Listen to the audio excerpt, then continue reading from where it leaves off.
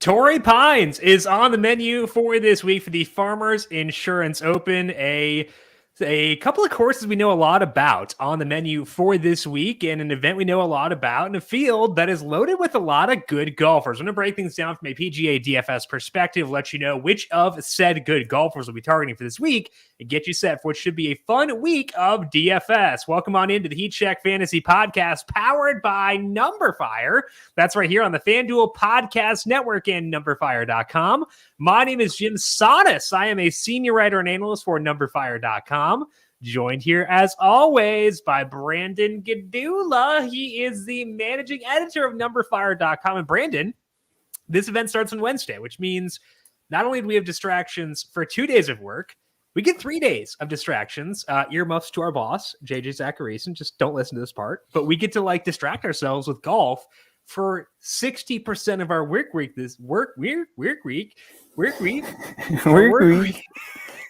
with the Farmers Insurance Open. So I'm in a good mood. How are you doing today? Yeah, I'm good. We got some phenomenal NFL games this past weekend. Kind of made up for the fact that I didn't really watch much of the American Express, which I'm all right with. I mean, it's not my favorite event of the year. The Farmers is not my favorite, but it's a lot better. And we get, like you said, tons of good golfers in this field this week. And we have Jon Rahm. And I think that his storyline alone, like Jon Rahm versus the field, is a really fun one for me, because for as good as Rahm is, he hasn't won nearly as much as he should have. And everything sets up for a win this week.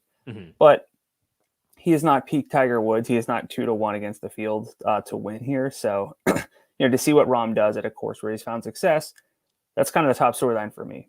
Yeah, and he's the betting favorite right here at plus 750 over at FanDuel Sportsbook to win this event, and for good reason. Not just the current form, but also, as you mentioned, good course history. We're going to break down golfers who are golfing well right now, and let you know our favorite golfers in each salary tier throughout the podcast for today. But first, you mentioned NFL. We do have an NFL podcast of the conference championships coming up on Thursday, 10 a.m. live on the FanDuel YouTube page, and also up on the numberFire Daily Fantasy Podcast feed right after that, wherever you get your podcasts. So if you're watching YouTube, hit that like button. Hit it. Don't smash it. Hit the like button over on YouTube. Hit subscribe as well, and hit the notification button to get notifications as we go live. Subscribe to the numberFire Daily Fantasy Podcast feed wherever you get your podcasts. And while you're there, if you like what you hear, leave us a rating and review as well. Also, of course, NBA, NHL, DFS podcasts every weekday via Tom Vecchio, UFC via Austin Swaim, NASCAR just around the corner. Should be a whole lot of fun. So a lot of good reasons to make sure you are subscribed to the numberFire Daily Fantasy Podcast feed. Also, the 2021 NFL season winding down with the conference championships this weekend. This Sunday, the Rams play the 49ers and the Chiefs play the Bengals. And FanDuel is giving you a chance to get in on the action. All you got to do is go to FanDuel.com and create your own daily fantasy lineup for the NFL Sunday Million Contest. Play for a chance to win a part of the $1.5 million prize pool. There are a ton of cash prizes to be had, so head over to FanDuel.com today and create your daily fantasy lineups. Eligibility restrictions apply. Go to FanDuel.com or download the FanDuel app for more details. Let's dig in here to the Farmers Insurance Open. Again, the big thing, if you are a procrastinator like me, is that contests lock on Wednesday because they're trying to avoid said conference championships. So lock is Wednesday morning. If you're listening after Wednesday morning, we'll see you next week. Anyway, Wednesday morning is when we have lock for this event for the Farmers Insurance Open. Yes, me pushing listeners away, pushing down that average consumption time on Apple all by myself.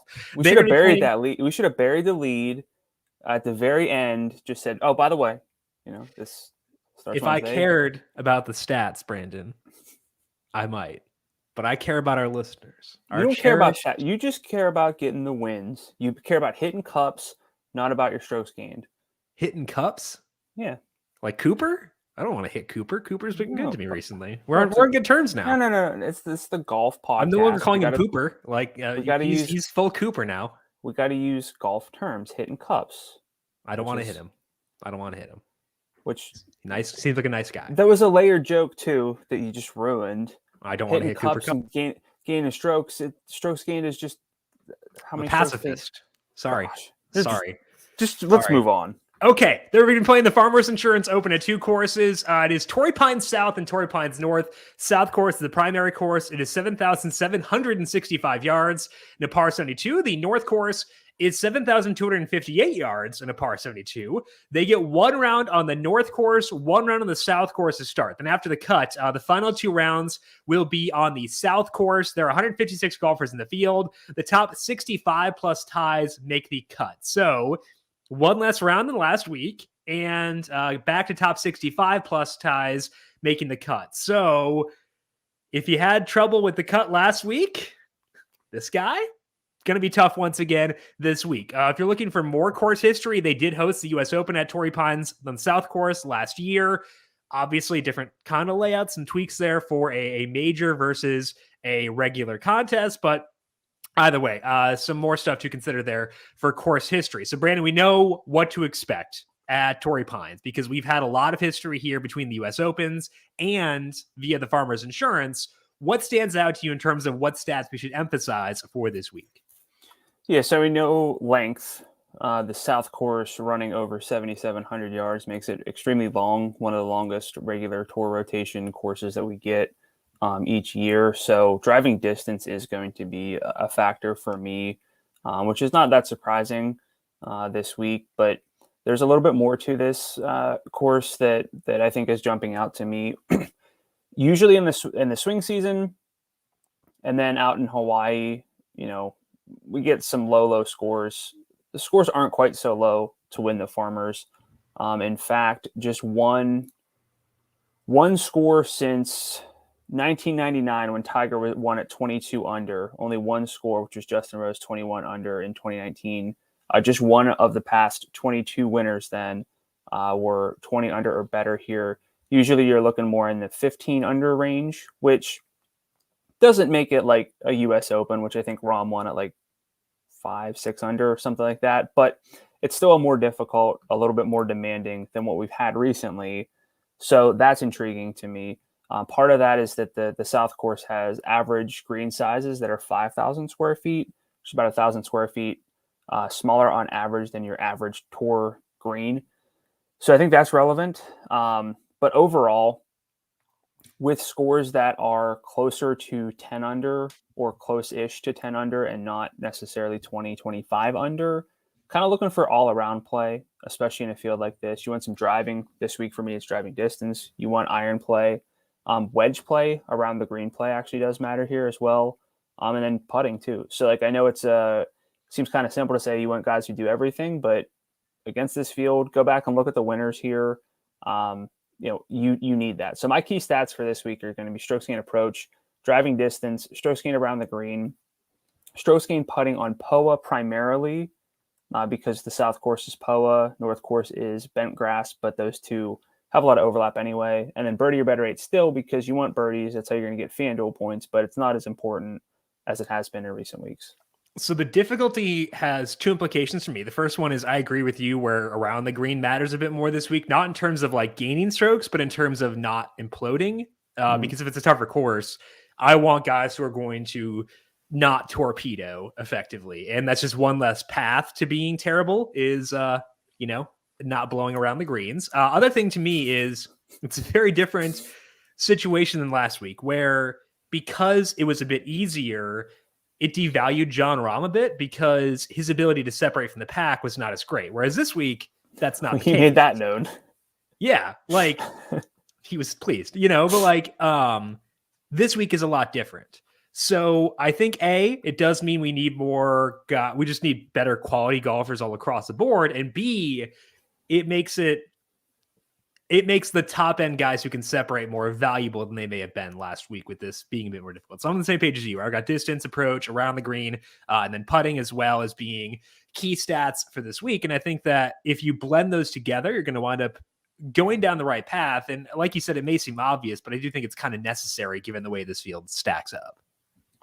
Yeah, I should have done a much better job last week with Rahm, just knowing the volatility of a birdie fest, but also I kind of let that get canceled out by the fact that every golfer was guaranteed 54 holes, and in theory that should just help the best separate. But realistically, the birdie makers, we talk about this all the time. When courses are easy, these guys can all go low on like resort courses and easy courses. What really separates Jon Rahm from everyone else, or most of the non-superstars, is whenever he can go 6 under at a Torrey Pines setup for the U.S. Open and everyone else is over par, that kind of stuff. Right. So, we don't quite have that, but we have a little bit more of that than we had in recent weeks. So that is why I'm going to have a hard time finding straight up value golfers who I feel great about, because it's not going to be your birdie fest. You're not going to get, I can almost guarantee you're not going to get a sub $9,000 winner this week. Yeah. Other thing too is the reason I'm looking at around the green stuff is because you can have fewer flaws in order to compete this week than you may have had otherwise. Someone's going to be almost perfect. You got to keep up with that. And I think that's a tough thing for this week. Okay, let's talk about Jon Rahm here in the course history section, looking at guys who have done well at Torrey Pines in the past. And he's kind of like the headliner there, but also just for the event in general. So let's talk about Jon Rahm specifically at Torrey Pines, and then broaden things out and discuss where we are at with him for this week. Yeah, so Rahm won the U.S. Open at Torrey Pines on the South Course setup last year. Also won the Farmers on the 2-course setup in 2017. Since that 2017 win, finished 29th with some poor putting, if memory serves, 5th, 2nd, and 7th. So even without the wins, even without the U.S. Open win, you'd say, okay, Jon Rahm plays well at Torrey Pines. What do we do there? And then you layer in the fact that Jon Rahm is Jon Rahm and playing like Jon Rahm, and has returned from the 2021 layoff to be Jon Rahm still with a 14th last week, 2nd before that. We haven't, realistically, since we've had this PGA podcast, we've had some like blips of unfadable golfers like DJ at his peak, Justin Thomas for a little bit, but Jon Rahm has just been established as like, you're not getting a whole lot of leverage by just avoiding him, because he's so consistently good. And part of why he's so consistently good is because he doesn't do any one thing better than anybody else. But what he does better than everyone else is does everything. Like he is his worst rank across my 4 strokes gained categories over the past year, which adjusts for recency and field strength. His lowest percentile rank is the 90th percentile, and that's around the green, which is the least important. But he's 90th percentile or better in everything. I think that you, once again, lock in Jon Rahm for cash games. You don't have to play him in every tournament lineup, but I also don't think you're gaining as much leverage by fading Jon Rahm as you might from more volatile golfers. And a Justin Thomas comes to mind, because Justin Thomas is not a good putter, so he can just be great tee to green, but finish 20th because the putting's not there. So for me, Rahm just makes sense from every angle, and I'm gonna have a hard time getting away from him this week. Yeah, and I think the salary gap is not that large either, because Rahm's at 12.2, JT's at 12,000, Xander's at 11.9. So I agree with you, where you just lock him in for cash games and go from there.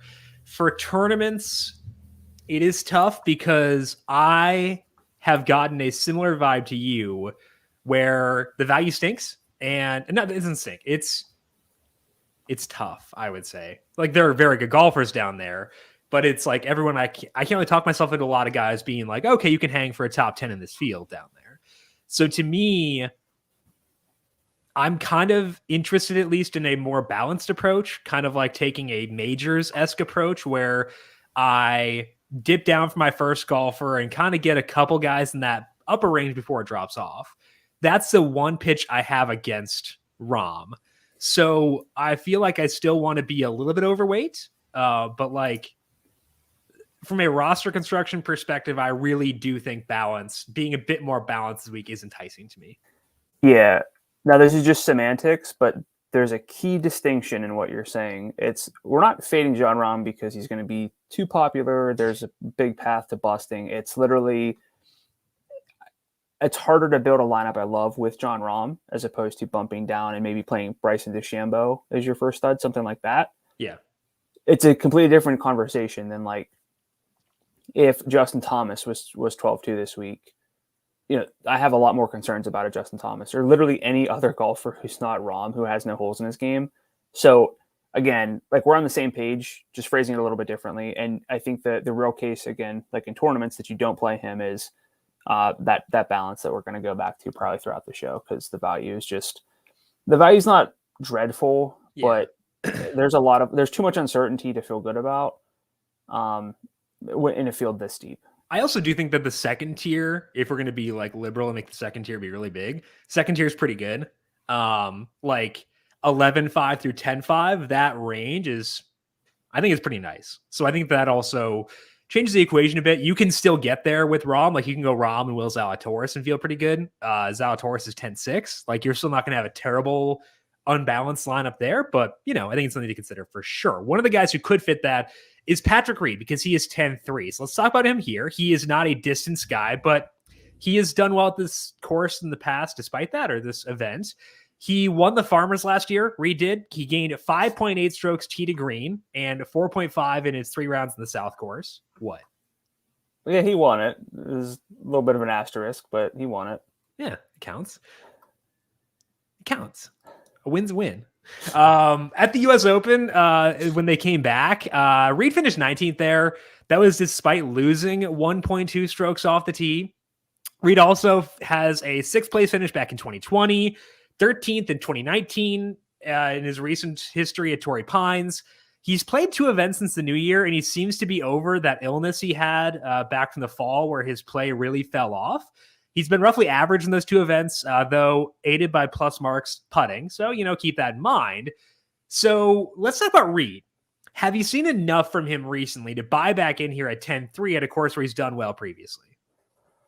So the one thing in Reed's favor is that he's, of course, done well here, and that according to Data Golf, they have this new page, because they always have new pages, but it shows like just course stats, and it highlights the most difficult, the easiest courses, things like that, and certain things. And Torrey Pines South is one of the hardest courses to gain strokes putting on from inside 5 and inside 15 feet.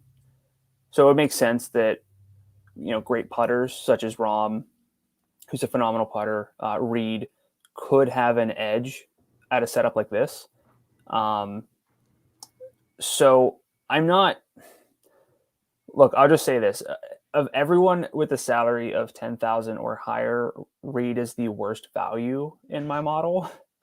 But I also don't really want to go straight up against him, because I know that Reed is not really subject to being confined to the stats. He's got his courses. After what happened last year with the embedded ball fiasco, I'm sure Team Reed is ready to go and make a statement here. I don't know if that's going to work out. I'm going to get the Twitter accounts firing again. Oh yeah. I'm more likely not to play Reed. I think I might, and maybe I'm too high on Taylor Gooch and too low. I was going to say Gooch specifically was the reason. I was thinking about oh, okay, yeah. That's looking at that range. I can get the putt, not Patrick Reed putting, but I can get very good putting, very good around the green play, very good approach, without the downsides of the distance, without the downsides of still not being back to full form. I can get that with Gooch and just be happy. So, and root for someone I want to root for. So there are a couple factors working in Gooch's favor, I think. Yeah, I mean, I'm not sold on Reed to the point where I think I have to play him. So I'm going to say a no for me. But once again, I understand the case. And, sometimes with 150 golfers, I'm not going to have a strong take on everyone to say, no, fade this guy. Reed is more for me. Just I'd rather go elsewhere. Give me the Gooch. Let's move on to your second course history guy. That is Branson Ediker. Snedeker is someone where if you dig back far enough, you're going to see a lot of really good results, but also the more recent stuff, not too bad. So what do you see here with Snedeker checking into 8-9 for this week? Yeah, so you got to get your expectations in check with a golfer at 8,900. While you always want top 10 upside from every golfer, are you going to be kicking yourself with a made cut? Probably not. It's not going to help you, but you also kind of, you need the made cut and go from there. But Snedeker is 8,900, and based on just his past 5 results at Torrey, I think you could justify talking about Snedeker in this section. He was 32nd last year, and before that, 3rd, 62nd, 45th, and 9th. So 5 straight made cuts for a golfer below 9,000 with 2 top 10s. But if you go back another year, he won Before that, ninth, missed cut, second, first, ninth, and second since 2010. So again, that's awesome, but the better days for Snedeker are behind him. He's still been making cuts at Torrey. He's been vying for some solid finishes in recent years, even with some declining data.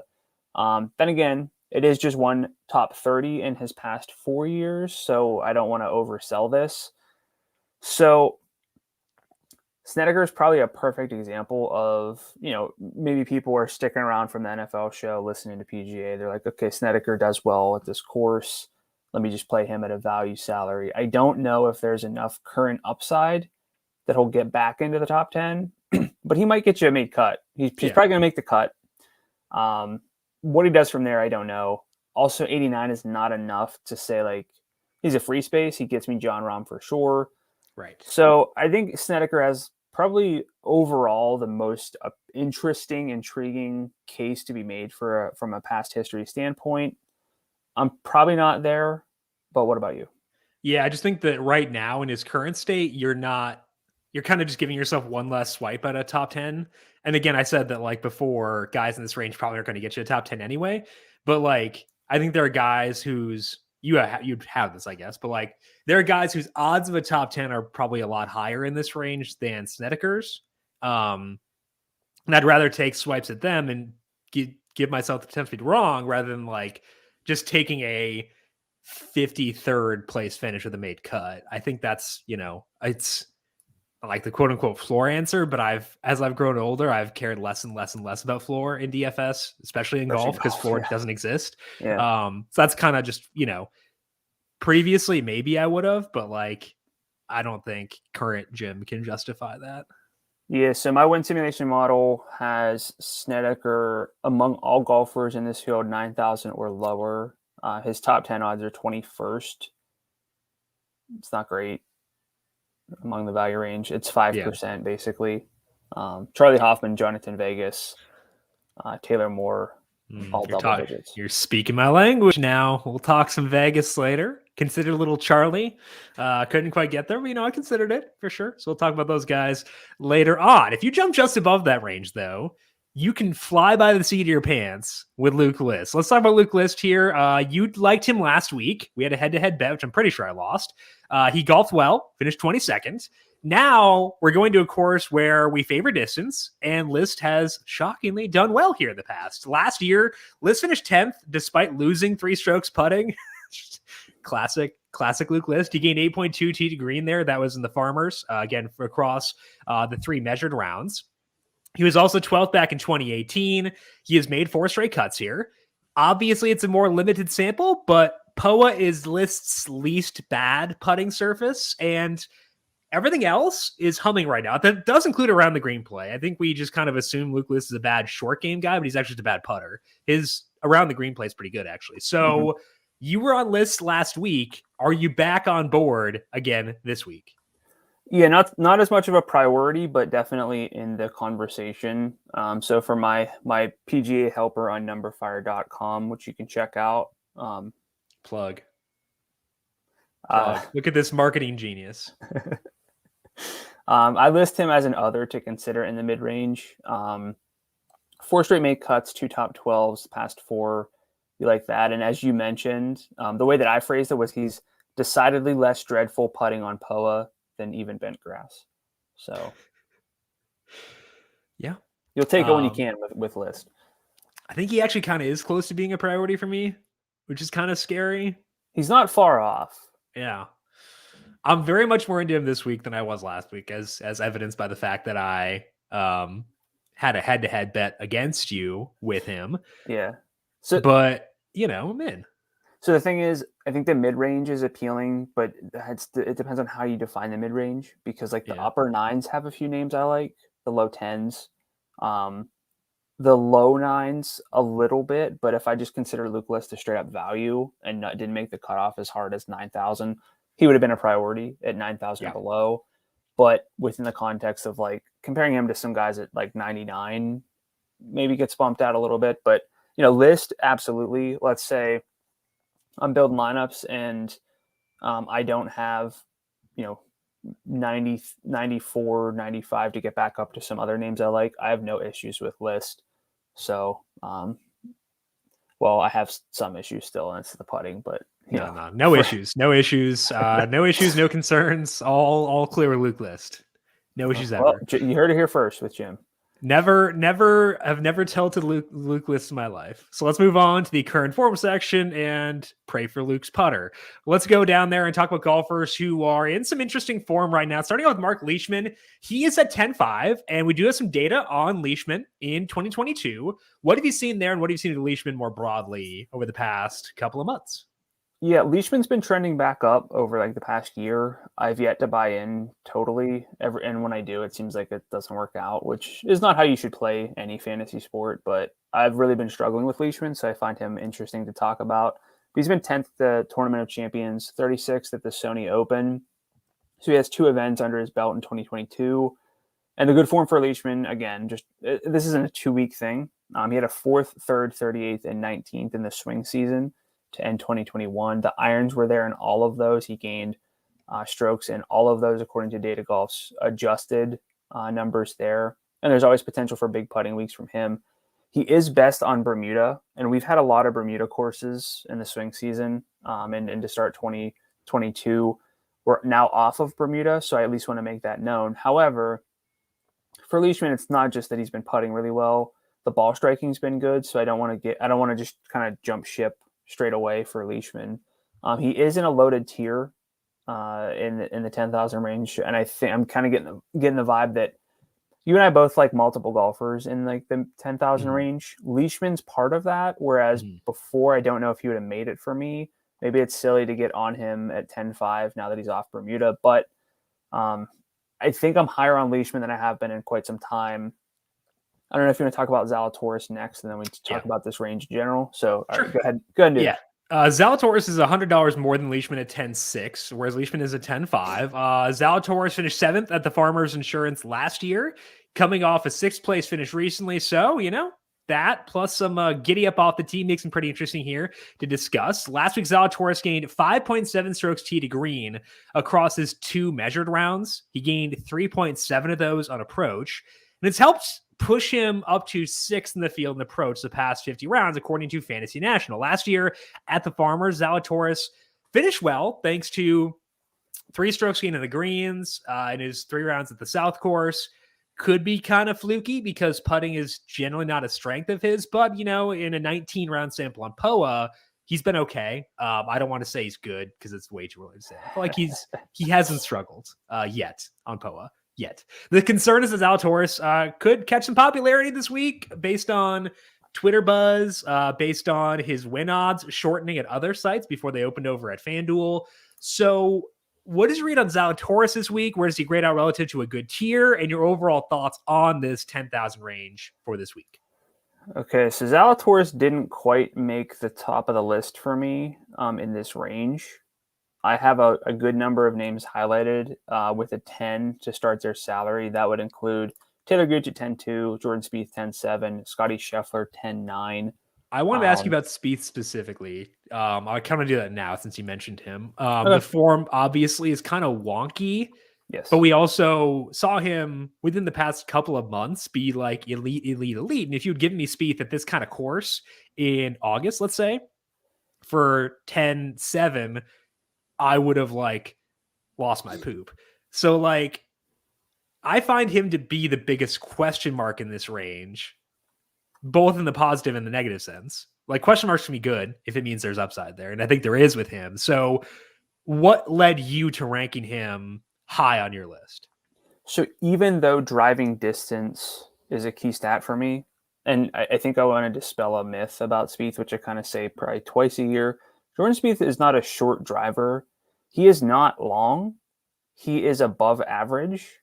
That's fine. That doesn't make him short. He's not going to win a long drive contest, but so distance itself matters this week. Spieth has some of that anyway. Strokes gained off the tee actually weirdly doesn't matter as much, which is kind of confusing. But if you remove strokes gained off the tee from everyone and you look at approach around the green and putting, stat that I call fairway through green, Spieth is in the 99th percentile in that. I'm assuming John Rahm's the only one above him, but I don't have it filtered to that. But still, Spieth is awesome if you don't really put a ton of weight into strokes gained off the tee, and even with the accuracy issues again, 62nd percentile in this field over the past year with recency adjustments for him off the tee. So again, not bad, just not phenomenal at it. Whenever you have short game matters, chipping, putting, that bumps Spieth up for me. So I like Spieth. I think people kind of will have some Spieth fatigue. And at 34-1, that's a number that I bet. Okay, I like it. Okay, I find that interesting. I think that so you said Gooch was 1, right? No. Considering salary? Out of those guys, well... Because Gooch is probably my first considering salary. With salary, yes. Okay. Next is Scheffler. Okay. And Spieth. Okay. I go Gooch 1, Spieth 2. Oh, you do have Spieth 2? Yeah. Because, from a tournament perspective, I don't think I would not use Spieth in a cash game. Sure. I don't think he fits that format right now, but for a tournament, I would be very intrigued. I would go Gooch, Spieth.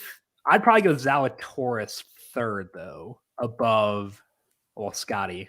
Would you take a Zalatoris Scheffler bet? I would. Oh, man. So I bet Scheffler, and Jim tends to beat me in the head-to-head, so that's not a good sign. So you Spieth, Scheffler, any others that we know of? Let me get this bet down before I forget it. Okay. Big Zal. So out of this range, I mean, the 10,000 range is literally 10 golfers, so I don't want to get too deep here, but yeah. I think I would make the distinction at those 3. Okay, cool. I think I would too. Which means I really want to watch Brooks closely, and really overreact to what I see. He's got some equipment changes. He seems like he's healthy. Seems like he's focused. It could be one of those spots where it's like, oh, hey, Rahm didn't win.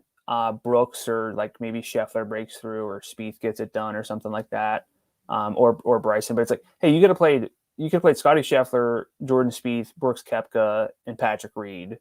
Yeah. Or Rahm and Bryson or something like that. Yeah. This could be a week where I regret not just peppering this range anyway.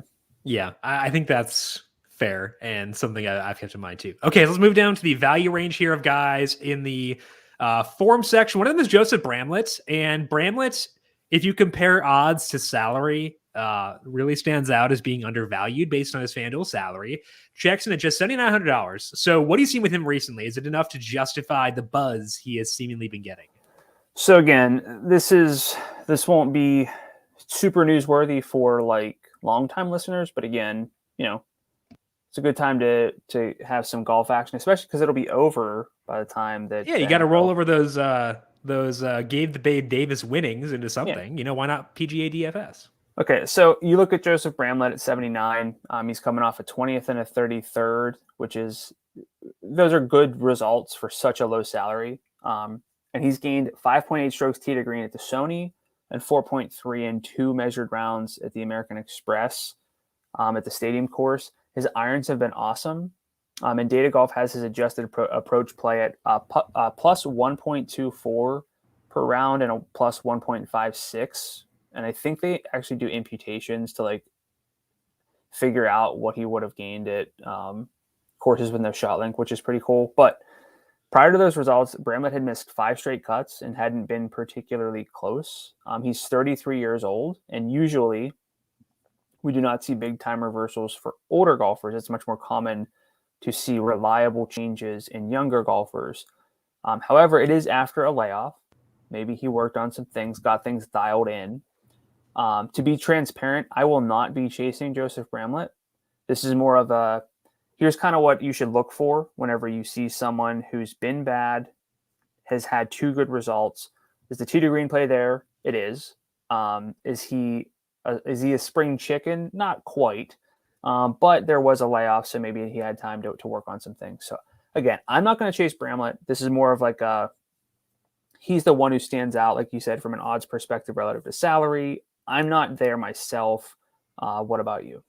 Yeah, I think that there are components that are interesting. He can bomb it. He's very long off the tee. Like you said, the irons are pretty good.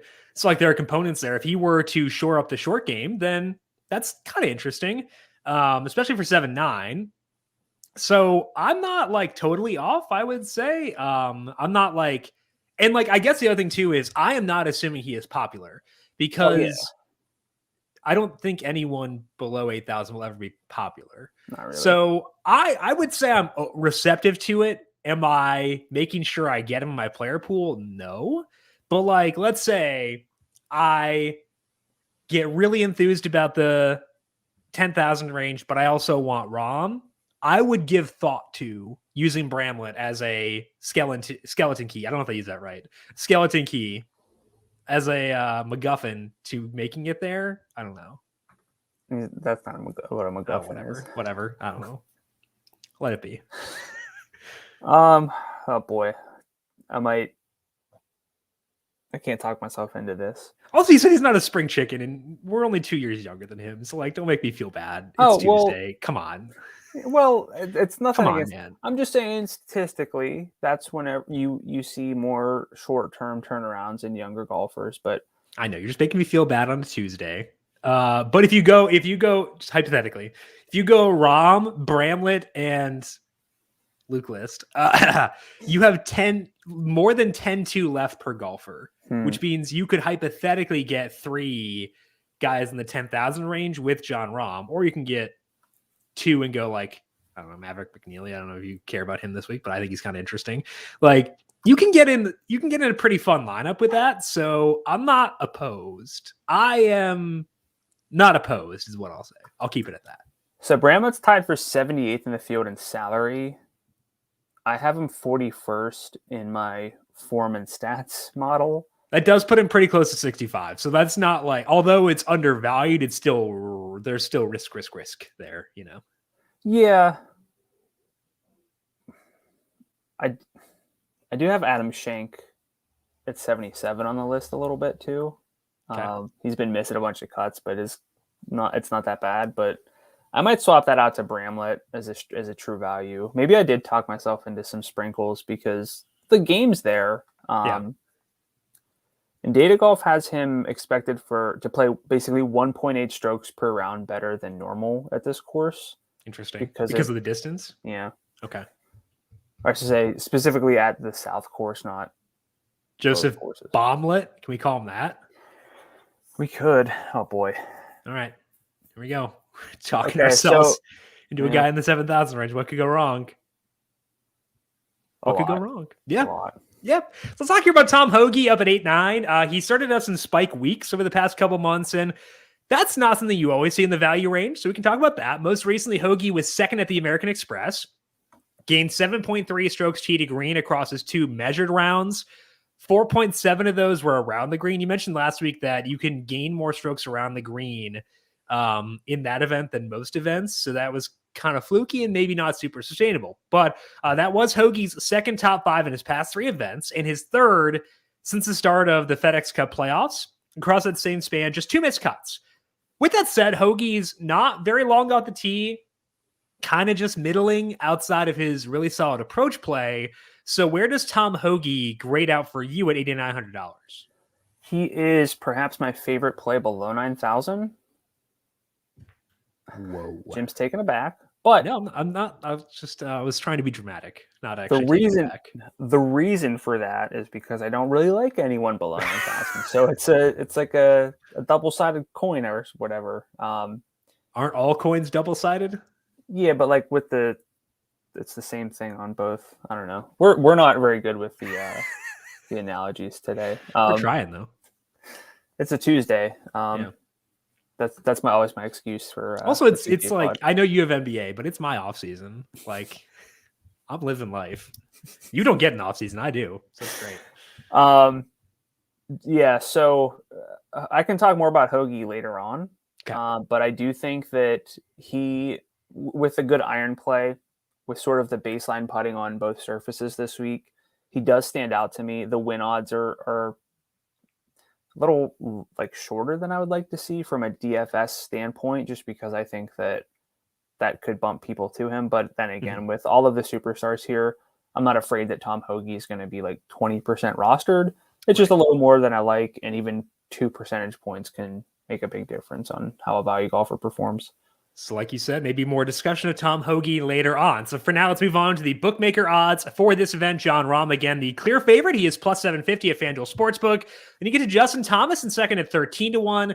Xander Schauffele at 17-1. Homecoming narrative for Xander, Brandon. You have not discussed him yet. I'm disappointed.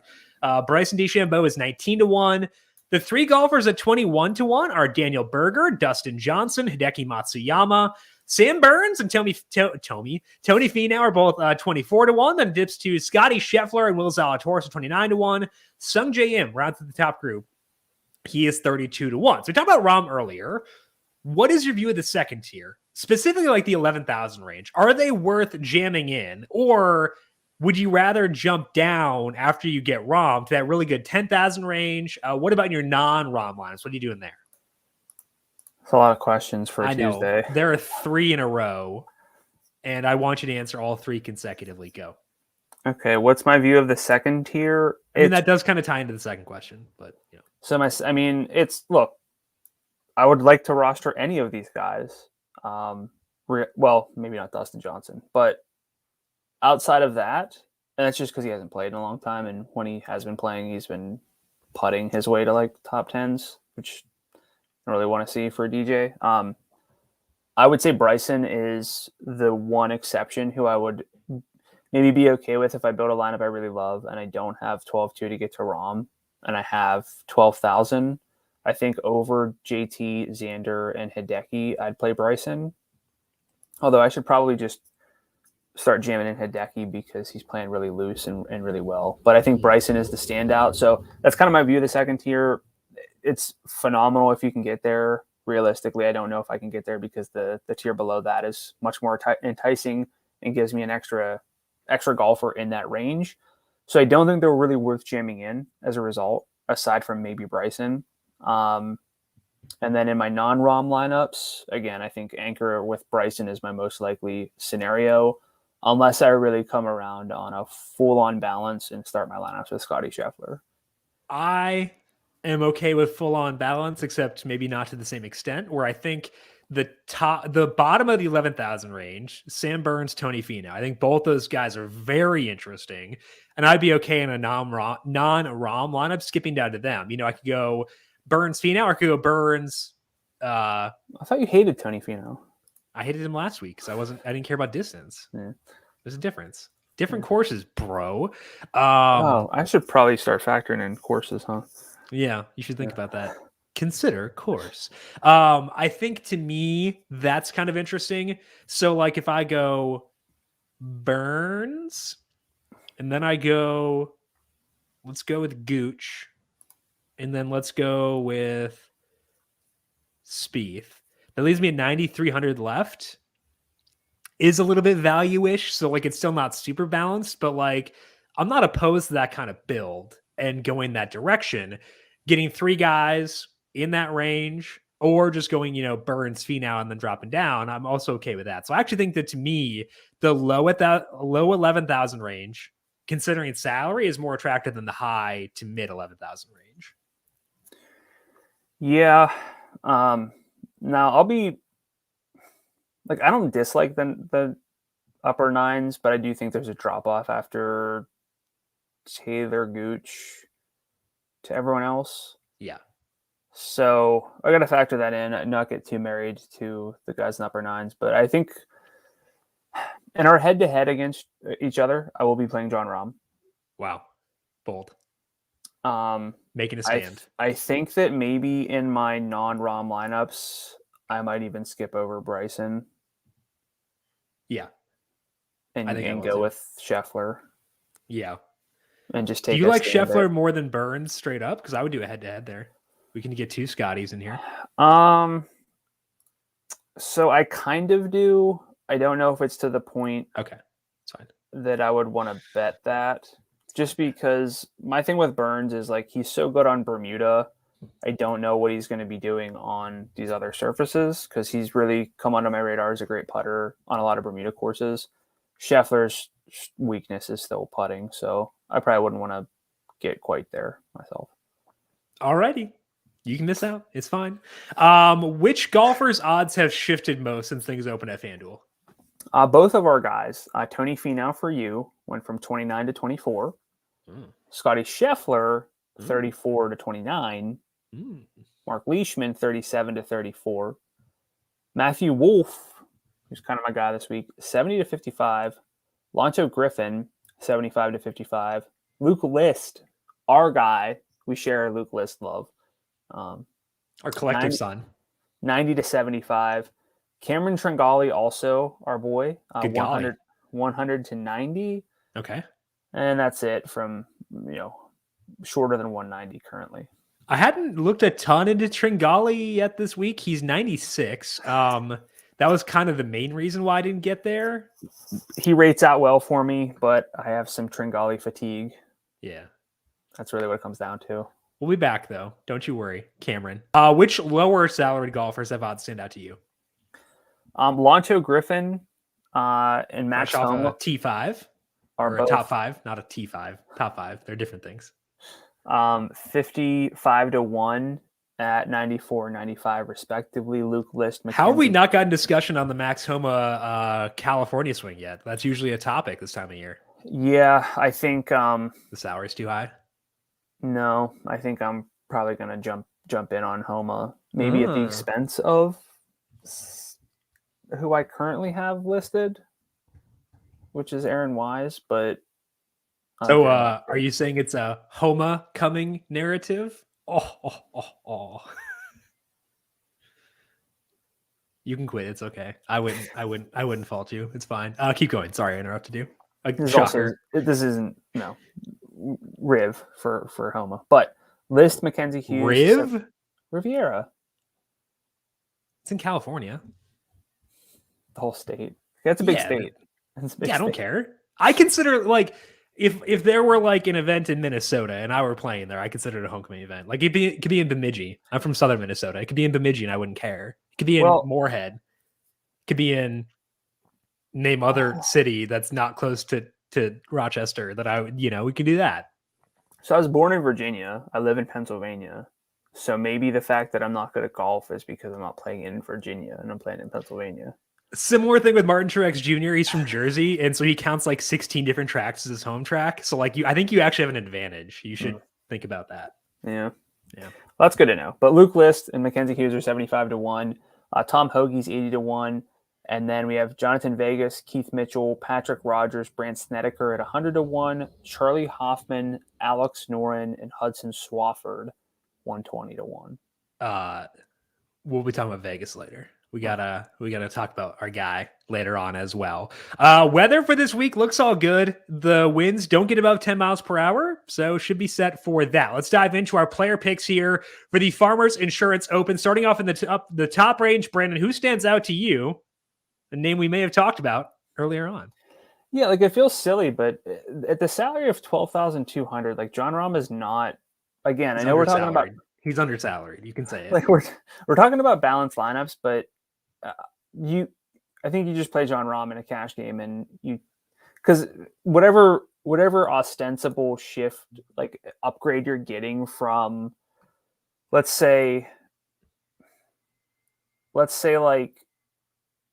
a Vegas at 87 to a Homa at 95. You drop that down, you're okay, I'll play Dustin Johnson or Bryson or Berger instead of give me Rahm in Vegas there over even Bryson and Homa in most lineups. So again, I know you don't need us to tell you to play John Rahm, but realistically, the salary's too low. He's a fair win value at plus 750 in my win simulation model. He's so good at Torrey. He's so good overall. He's so good right now. Just as someone who loves game theory, it doesn't really apply to John Rahm playing the way that he's doing right now. He's not just the highest salaried golfer and the favorite because someone has to be. It's because he's the best in the world. Yeah, far. And a big part of game theory is the assumption that people overestimate how good they may be. With John Rahm, they're probably not doing that just because he is so good. So even the game theory consideration kind of doesn't fit here because he actually is that good. So for cash games, yes, you lock in Rahm, and I'm comfortable being overweight with him on tournaments. There are a lot of good guys here, so I don't want to go 80%, but I'm comfortable being overweight on him for sure. My top high salary guy, if we exclude Rahm, is Sam Burns. I do want to talk about him a bit more here. Kind of like a major field where you can still save a bit and get an absolute stud. And I think that Burns is that 11-2. We don't even have a ton of super recent form on Burns because he has played just the TOC so far in January.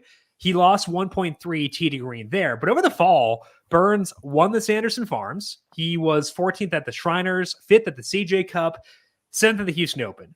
None of those are elite events, but he was 8th at the BMW. He was 2nd at the WGC St. Jude. Those are good events. Burns, not as long as some guys, but he can keep up. So I think Sam Burns is really fun, and I like him a lot this week at 11-2. Brandon, your thoughts on Sam Burns? Like him, just probably not going to get there myself. Probably going to play Scotty Scheffler instead. So talk to me about Scheffler. So Scheffler, to me, I think could get lost in the shuffle a bit because we have all these other names. Might get lost in the shuffle a little bit. Yes, yeah. Could. He could. I'm going to mute myself. You should just do that for the rest of that. No, that's not true because I hate my solo pods. I hate doing those by myself. But Scheffler deserves attention. Anyone who's not watching, Jim just temporarily left, but I'm back. Yeah. Sorry. Scheffler at a sub 11,000 salary, I think makes a lot of sense. 90th percentile in adjusted tee to green play, long off the tee as well. 25th at the American Express last week with good iron play.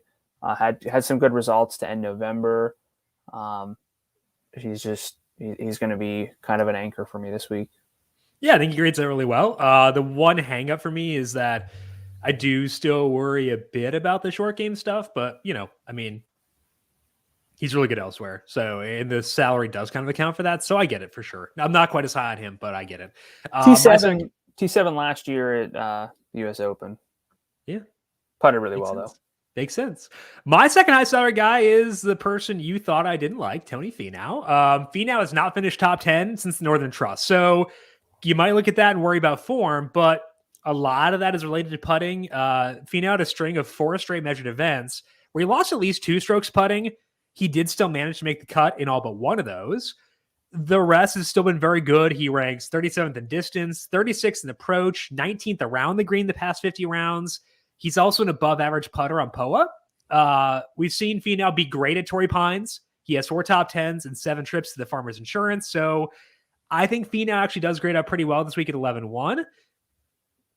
I could talk myself into just jumping down to like the Spieth, Gooch, et cetera, but I do think that Fenow is interesting. What are your thoughts on Tony Fenow this week? Yeah, like him, I think he's a little bit overvalued from a betting standpoint this week, but nothing really bad to say about him. My dilemma is I prefer Bryson for more salary, or again, just jumping down, saving a little bit more with the Spieth or Scheffler. Yep. Okay, so let's move down to the mid-range. Guys, we can include Gooch in here if you want, but give us roughly the mid-range for you. Matthew Wolff, 9,900. Odds have shifted from 70 to 55. That's what you like to see from, if you're backing someone and you got that number earlier. The great form didn't translate to the return last week that he had, ending 2021. Missed the cut at the American Express, had poor ball striking at the stadium course. But over the past 6 months, Wolff is 23rd in true strokes gained according to Data Golf. Short game is actually really good for someone who hits it as long as he does. I think that's something that people don't quite realize with Wolff, is that his wedges and putting is really good. And that's why whenever the ball striking is there, he can really separate. Withdrew from this event last year with a hand injury, 21st the year prior and 15th at the US Open last year as well. Was last year the one where he was like 16 over in the first round and then withdrew? Mm-hmm. Yeah. The form recently he's shown the spikes again, which I think is encouraging. But I think that like for cash games, you would not be going here, correct? Correct. That's why I said like after Gooch, I think everything drops off. Yeah, I do not feel safe with anyone with a 4-digit salary. Yes, I think that's a good way to phrase it. My first mid-salary guy is Maverick McNealy. He isn't a standout with either his distance or his approach, but he does a lot of stuff really well. I think that's encouraging. He's 40th in distance, 44th in approach, 9th in POA putting. That's across 39 rounds, which is actually not a terrible sample size relative to the field. McNealy was awesome against some lesser fields over the swing season, but when you adjust for field strength, he does measure up well too. So I think that he's easily worth 9.9. I prefer him over Wolf. 9.9. Prefer him over Wolf. I think that he is solid, but realistically, I'm going to try pretty hard to get back up to Gooch rather than going for McNealy. But, I can have both too. I think that's probably a viable route. What are your thoughts on McNealy? Yeah, like him. Not as much as Wolf, but he's really playing better and better golf. Good putting surface splits for this week. Nothing bad to say about him. Okay, let's move. Stay in the mid-range. Go a little bit lower, though. Who else do you like here? So I am going to stick with Aaron Wise over Max Homa. 9,400 for Wise is that salary. Hasn't played since mid-November, which is a concern. But it's not like these guys can't come back and play good golf. You just kind of want to see a little bit of rust knocked off, but that's not going to get me off of Aaron Wise at 94. Prior to that layoff, he had started the new PGA Tour season with 5 straight top 26s. Historically hasn't been good at Torrey, but has much better form now than then. So I'm not going to let that bog me down either. I think the salary relative to what Aaron Wise can do is a bit too low. Yeah. I think that Wise is someone who is very interesting in this range, is a range that's not great. But I do think he's one of the guys I'd feel pretty comfortable using down here. Another guy's Luke List. I know we talked about him before, but List is my mid-side player pick. We know his issues. It does help that he's 9-1 and everyone else down here has issues too. So take the enemy, I guess. He's 9th in distance, 26th in approach, 7th around the green the past 50 rounds. So it's really just the one flaw, and it is a big one. Putting matters. But List has overcome it both at this course and recently for some good finishes. So I can live with all that for 9-1. I think List is going to wind up being in a lot of my builds this week because I think so. The first drop off is after Gooch. I mean, the higher end drop off is after Gooch. I think there's another drop off after Wise, List. I think there were a couple other guys in the low 9,000 range who I didn't mind. Yeah, I think after that is where it falls off the second time. Lonto, yeah, he's the one I was trying to think of. Yep. Oh yeah, I thought you had more. No, I'm with you. There are just multiple drop offs. So basically, if you told me, hey, we're going to randomize who you have in your lineup from Taylor Gooch's salary and above, I'd be like, I don't like that, but I'm fine with it. I'll take any of those guys realistically.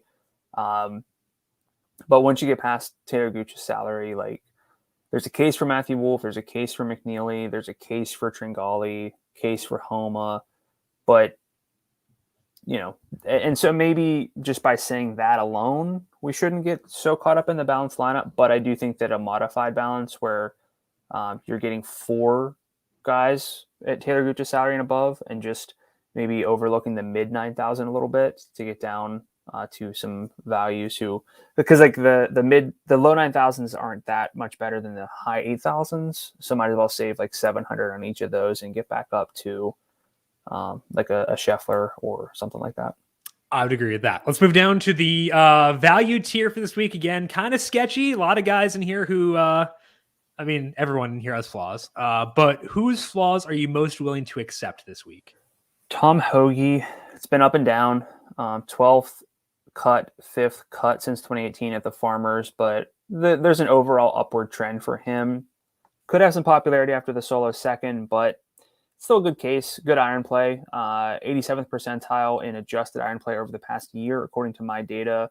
Close to baseline putting on both of the surfaces in play this week. So good irons, good form, good putting. That's enough for me because, again, there's not a whole lot else to love. I'd agree with that too. I think that Hoagy works, I would say. I'm willing to take some risks on Keith Mitchell this week. He's not still the best approach player, but he can nuke it off the tee. His short game might be getting better. Big old question mark. Over the past 11 events, Mitchell has gained 3+ strokes putting 5 times, and that's not sustainable. So keep that in mind. But it does show that he has the ability to hit the highs, and it's helped him get 2 top 5s and 4 top 10s in that span. He's also gaining around the greens, which is a new thing. And Mitchell has been in the green on approach in 4 of the past 5 events. So he's not losing, at least, I guess, there. So it's a pretty fun profile, even if the floor still stinks. So I think I'm willing to, throw out some Keith Mitchell lineups this week and see what happens. What about you? I think the iron play is just too bad. Until it's not. Sure. Until it's not. That's a terrible on POA. For now. For now. Until he becomes the next Tiger Woods. Or Dustin Johnson on POA. Let's go with that. Let's leave open the DJ possibility. Just floating it out there. Who else do you like here in the value range? Gary Woodland, 8,800. U.S. Open narrative in California. I guess you could shoehorn in here, maybe, if you're looking for that. But I think realistically, we've said this enough. But the bottom really falls out, so I might as well look for some upside. And I think Woodland still has that based on what his profile is. Missed three straight cuts, missed the Amex last week, but he's been gaining distance. He's been gaining approach, 78th percentile over the past year with adjustments. And at this event over the past 5 years, he's finished 20th, 12th, 9th, cut, and 48th. So ball striking's there. I'm fine with Gary Woodland compared to a lot of these other options down here. Yeah, I can see the case for Woodland too. I'm okay with him as well. I also want to talk about Johnny Vegas, $8,700. Did miss the cut last week, which hurt for sure, but fine going back here as a value guy. He is 5th in distance, 16th in approach. That should put him in good position from a ball striking perspective. POA has been the worst surface, and for Vegas, that's a 96-round sample because he's been around for a long time. So obviously that's not great. And the more recent history at the Farmers does reflect those POA struggles, but he does some good finishes at the Farmers in his more distant past. And I think his form right now is rounding up, which is encouraging too. So I can live with that. What are your thoughts on Vegas this week at $8,700? Like him. He's got the distance. That'll work. And we know that he can go low. And again, this is not a courses where you're going to go super low, but you still need birdies. 5 under is not going to do it. Yeah. Most likely. So I think Vegas is, again, one of the standout values. Charlie Hoffman as well, who we didn't talk about. But I think between Hoagy, Woodland, Hoffman, Vegas, I don't really need to jump down too much unless we go with Joseph Bramlett. I think Adam Schenk is at least worth mentioning. Tons of missed cuts, but it's kind of makes him look worse than he is, and he putts well on bent grass and POA. Yeah, I think that if we stick to those main guys, I don't want to dabble too much outside of that, but I also think the other pitch for Bramlett is that we're not super convinced of anyone down here. Right. Maybe just take more savings. I think that could be a case to be made for him as well. Let's finish up here with the win picks for the Farmers Insurance Open. I did not pick my boy Seamus Power last week, and I felt pretty stupid about that on Saturday. Sunday, obviously different story, but I was sweating it a little bit. I was like, oh boy, I might have missed out on my boy's ascension. Based on the current odds on FanDuel Sportsbook, who are you turning to this week? So I'm going to say Bryson at 19. Okay. Even though I haven't bet that myself. I have bet Scheffler. Okay. Even though he's now 29, I'll stick with that. Okay. So you have Scheffler 29 and Bryson at 19, you said? Yes. Okay. It's tough. I would have considered Spieth.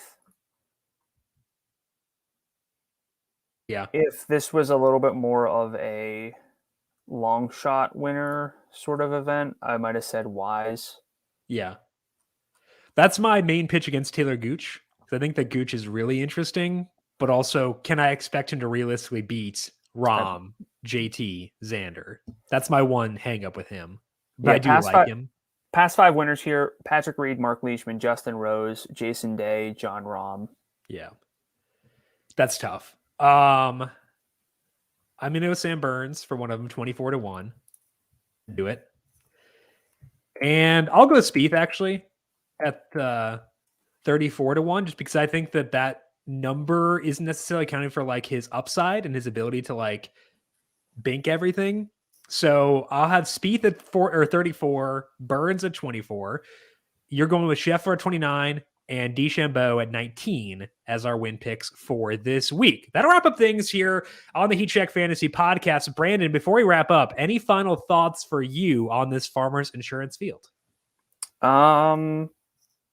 Really go through the studs and narrow down who you want to play this week. Can't play them all, so you got to take some stands, rank them, think about it differently if you want. But I think Jon Rahm still deserves attention in tournaments. And I would put long consideration into which tiers you want to be in most, because there are tiers that grade out a lot better than others. So put consideration into that for this week and decide your comfort level with those. That is all we got here for today on the Heat Check Fantasy Podcast. As mentioned, though, a lot of good stuff here on the numberFire Daily Fantasy Podcast feed. NFL Conference Championship preview coming up on Thursday, 10 a.m. on the FanDuel YouTube page and up on the numberFire Daily Fantasy Podcast feed after that. So hit subscribe.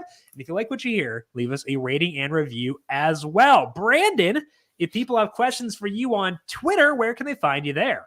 I'm at Goodwilla13, GDULA13. And I'm at Jim Sannes, JIMSANNES. You can also follow the FanDuel Podcast Network at FanDuel Podcast. Big thank you to everyone for tuning in for today. Good luck to you with your DFS lineups. We'll talk to you once again next week. Again, don't forget to get your lineups in by Wednesday morning for this week. We'll talk to you once again next week. This has been the Heat Check Fantasy Podcast powered by numberFire.